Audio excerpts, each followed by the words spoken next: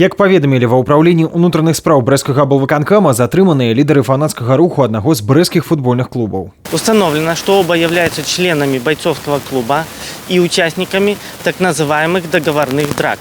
32-летний брестчанин во время массовых беспорядков координировал действия агрессивно настроенных протестующих, расставлял их в сцепку, а также лично применял насилие в отношении сотрудников милиции. Установлено, что он ранее уже привлекался к административной ответственности за неповиновение и за хулиганство. 25-летний брестчанин на момент массовых беспорядков уже являлся фигурантом уголовного дела о мошенничестве в особо крупном размере.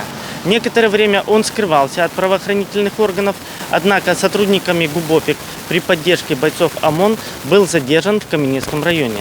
В настоящее время оба являются фигурантами уголовного дела о массовых беспорядках. Несанкцыянаваныя масавыя мерапрыемствы на сёння не шматлікія, але працягваюць мець месца. Што думаюць пра іх грамадзяне, а таксама пра заклікі да забастовак. Мы спыталі на вуліцах Брэста. Я против этого. Да, можно выйти, кто-то не согласен, кто-то не хотел голосовать, пожалуйста, никто никого не заставляет. Но вы знаете что?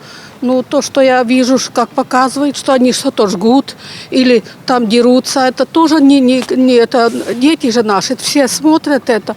У людей есть разное мнение, у каждого есть свобода выбора. Кто хочет, ходит, кто хочет, не ходит. Я просто против массовых беспорядков, чтобы не было погромов, чтобы одни не страдали за счет других.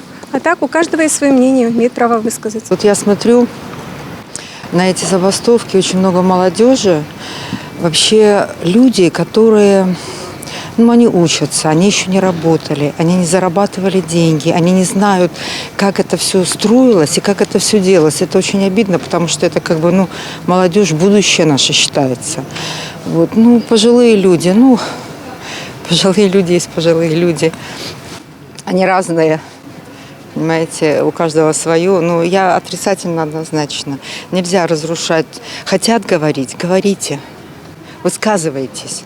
Как это можно выйти, громить, ругаться, хулить государство, в котором ты живешь? Для того, чтобы ломать, надо знать, что строить. Они ничего не знают, ничего не понимают, они ничего не построили, у них нет никакой программы. Они просто ходят, и я живу тут рядышком. Я высовываюсь в окно, и когда они хлопают, я им кричу: «Ладушки, ладушки, где вы жили у бабушки?» Они смолкают, улыбаются, идут это раз. Второе, что шумят же как? Они же шумят, то хлопают, то кричат. Нагадаем, за ўдзел у несанкцыянаваных масавых мерапрыемствах прадугледжана адміністрацыйная і нават крымінальная адказнасць.